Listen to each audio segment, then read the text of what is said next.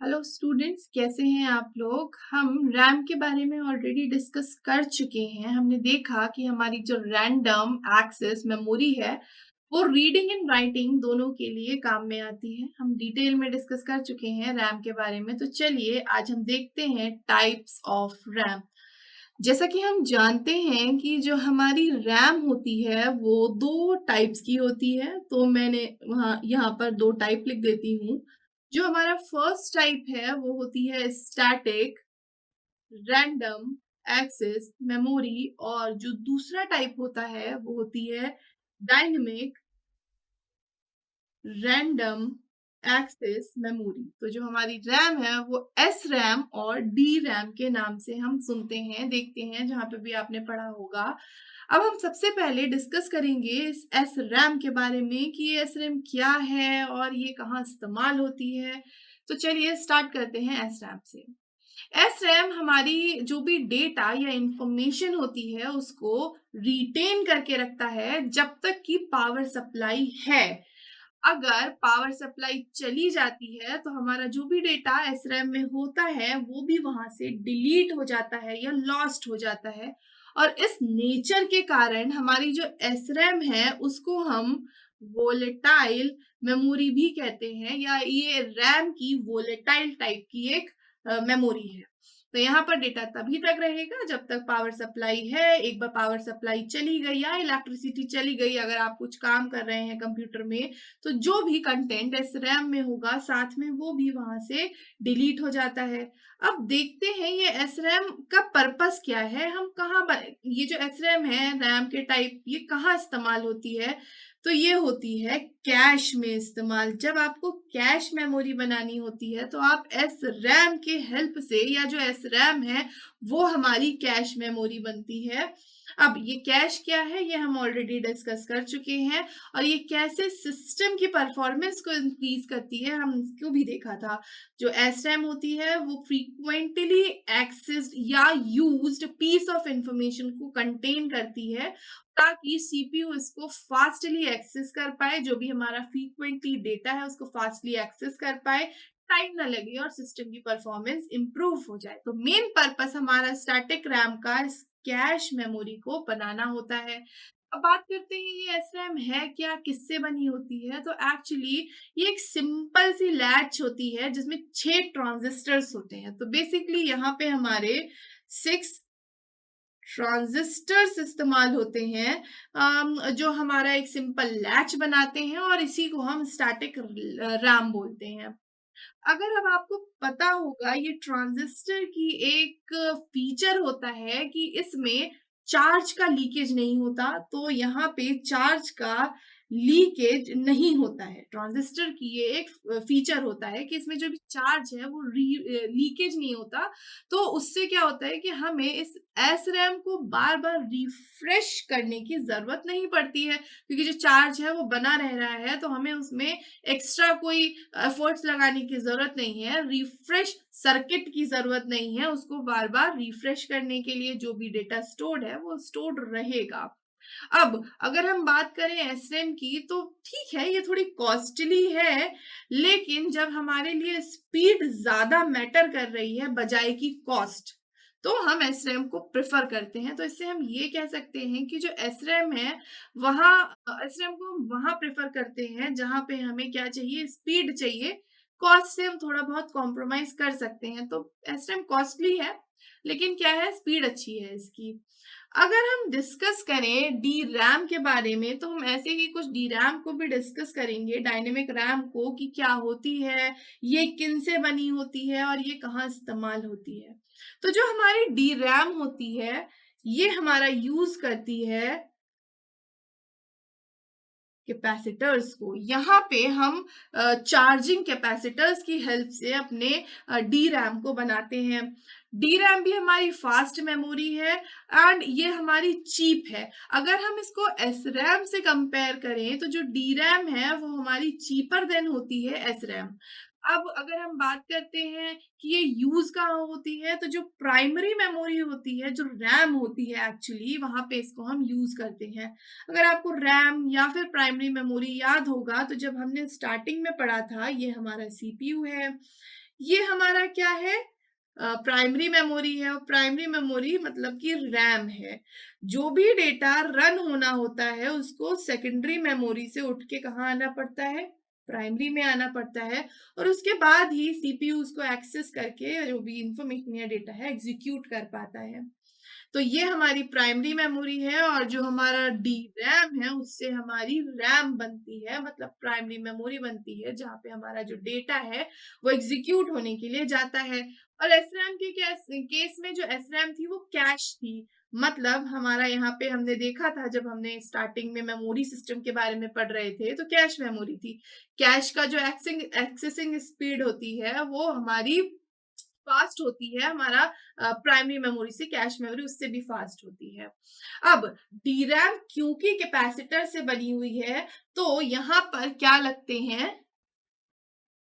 Refresh circuit की requirement होती है। एसरैम में सर्किट की रिक्वायरमेंट, रिफ्रेश सर्किट की रिक्वायरमेंट नहीं हो रही थी। क्यों नहीं हो रही थी? क्योंकि वो ट्रांजिस्टर्स से मिलके बन रहे थे, और ट्रांजिस्टर्स क्या थे हमारे, उसमें कोई चार्ज लीकेज नहीं था। लेकिन कैपेसिटर अगर आपको पता हो तो कैपेसिटर करते हैं चार्ज को लीक, और इसीलिए हमें उसको करना होता है बार बार रिचार्ज। चलिए अब हम बात करते हैं, ये जो कैपेसिटर हैं यही हमारी इंफॉर्मेशन को स्टोर कर रहे हैं।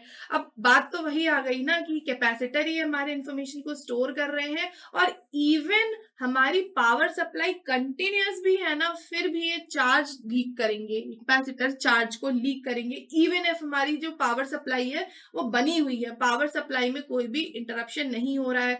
तो इससे प्रॉब्लम क्या होगी कि कुछ ही मिली सेकेंड्स में हमारा जो कैपेसिटर है वो क्या हो जाएगा, वो हमारा डेटा को लॉस्ट कर देगा, क्योंकि वो डिस्चार्ज हो जाएगा।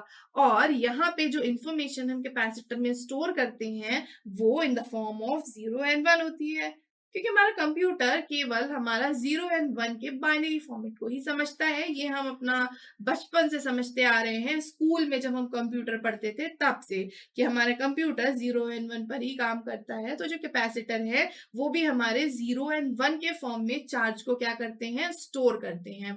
अब यहाँ पे अगर हम बोले चार्ज कैपेसिटर की बात में, तो जो चार्ज कैपेसिटर होता है वो 1 होता है, और अगर हम बोले कि कैपेसिटर चार्ज नहीं है तो उस केस में कैपेसिटर 0 को रिप्रेजेंट करता है। मतलब 1 का मतलब है कैपेसिटर इज चार्ज, तो यहाँ पे हम लिख देते हैं चार्ज कैपेसिटर, और हमारा 0 अगर है तो वो डिस्चार्ज हो चुका है।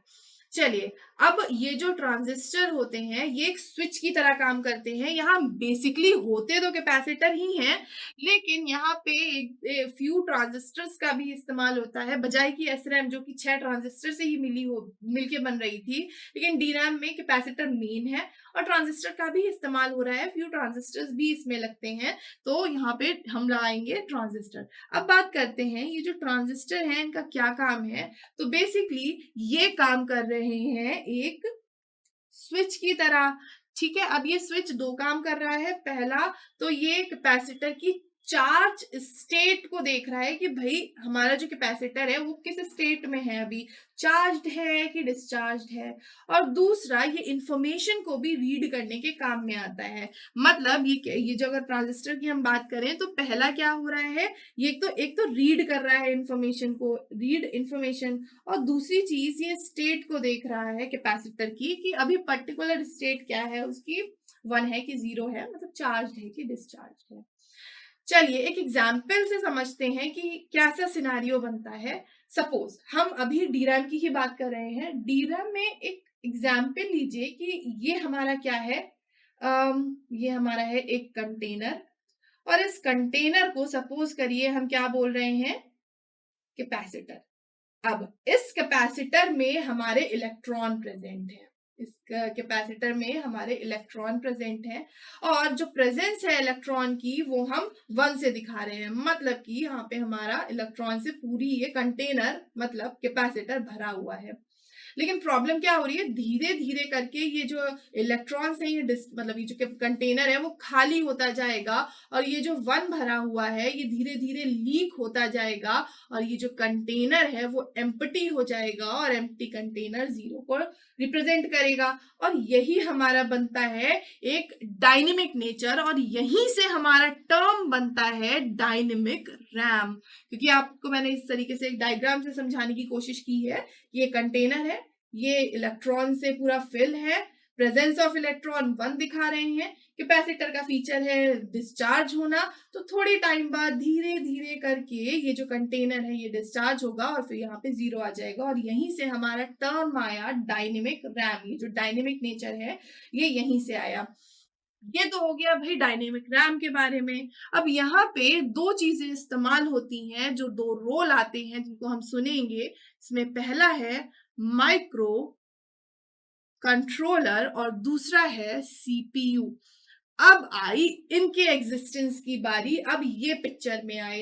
अब इनका क्या काम होता है, तो एक्चुअली जब हमारा कैपेसिटर पूरा चार्ज होता है तो थोड़ी देर बाद डिस्चार्ज होगा, तो डिस्चार्ज होने से पहले जितनी भी इंफॉर्मेशन होती है ये सारी इंफॉर्मेशन क्या कर ली जाती है, रीड कर ली जाती है और जो मेमोरी कंटेनर होता है वो क्या करता है, इस इंफॉर्मेशन को राइट कर देता है दोबारा से।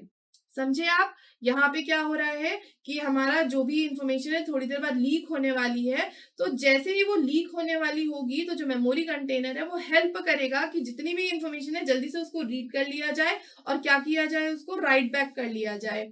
और उसके बाद क्या होता है, ये जो प्रोसेस होता है ना रिफ्रेशिंग का, यही प्रोसेस रिफ्रेशिंग का होता है और ये जो रिफ्रेशिंग का प्रोसेस होता है वो हमको 1 सेकंड में 100 टाइम्स करना होता है। मतलब आप समझ रहे हैं कि ये जो ओवरहेड है यहाँ पे कितना है, मतलब 1 सेकंड में आप ये जो रिफ्रेशिंग है यहाँ पे वो 100 टाइम्स हो रही है। लेकिन वही बात है कि भाई यहाँ पे हमें ज़रूरत तो पड़ेगी ही, क्योंकि हमारा जो भी डेटा है वो हमें कहाँ लाना पड़ेगा, प्राइमरी मेमोरी में लाना पड़ेगा, स्पीड और हमारी परफॉर्मेंस को इम्प्रूव करने के लिए, क्योंकि डायरेक्टली सीपीयू सेकेंडरी मेमोरी को एक्सेस नहीं कर पाएगा। तो इसीलिए हमारा ये जो DRAM है ये पिक्चर में आता है। तो आज हमने देखा कि SRAM क्या होती है और DRAM क्या होती है। हमने देखा ये किस इलेक्ट्रॉनिक डिवाइस सर्किट से मिलके बनी होती है और इसमें वर्किंग कैसे होती है। नेक्स्ट हम डिफरेंस डिस्कस करेंगे एक SRAM और DRAM के बीच में।